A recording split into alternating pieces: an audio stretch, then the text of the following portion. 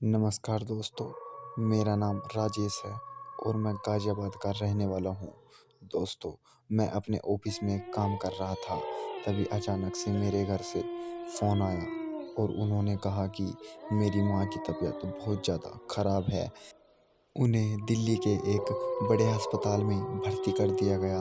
मुझे तुरंत ही वहाँ से निकलना था, तभी मैं जल्दी-जल्दी अपना काम ख़त्म कर वहाँ से रवाना होने के लिए तैयार हो गया। मैं बस स्टैंड पहुँचा और बस का इंतज़ार करने लगा, लेकिन वहाँ काफ़ी देर से कोई भी बस नहीं लग रही थी। मैंने सोचा क्यों ना बाइक से जाया जाए।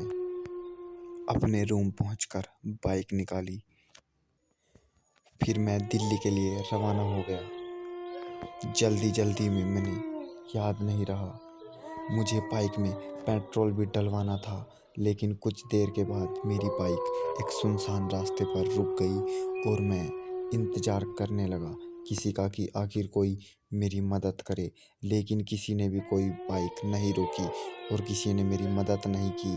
फिर पीछे से एक बस आ रही थी, मैंने उस बस को हाथ दिया, बस वाले ने बस रोक दी।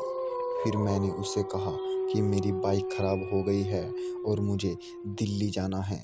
उसने बोला कि ठीक है, अपनी बाइक छत पर चढ़ा दो।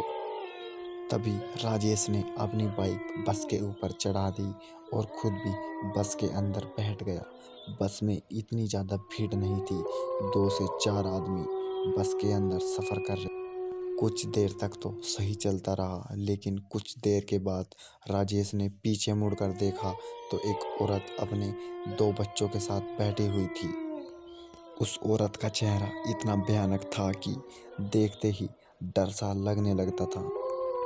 कुछ देर चलने के बाद पीछे से आवाज़ आती है, ड्राइवर गाड़ी को यहीं रोक दो। ड्राइवर ने गाड़ी रोक दी और वह औरत अपने बच्चों के साथ धीरे-धीरे उतर रही थी। उसकी नज़र राजेश पर ही थी। राजेश उसकी तरफ देखता और डरने लगता। जैसे ही वह औरत बस से नीचे उतरी, राजेश की आंखें उस औरत की आंखें से बिल्कुल मिल रही थी। राजेश और भी ज़्यादा डरने लगा। कुछ देर के बाद राजेश का बस स्टैंड आ गया और राजेश उतर गया। लेकिन हैरानी वाली बात तो यह थी कि राजेश की बाइक पहले से ही नीचे थी। लेकिन हैरानी वाली बात तो यह थी, राजेश ने जिस औरत को अपने साथ बस में देखा था, वह औरत उसके बिल्कुल सामने थी। राजेश की धड़कनें बढ़ने लगी। राजेश धीरे-धीरे वहाँ से निकल गया और अस्पताल जा पहुँचा, लेकिन आज तक इस वाक़या को राजेश भूल नहीं पाया।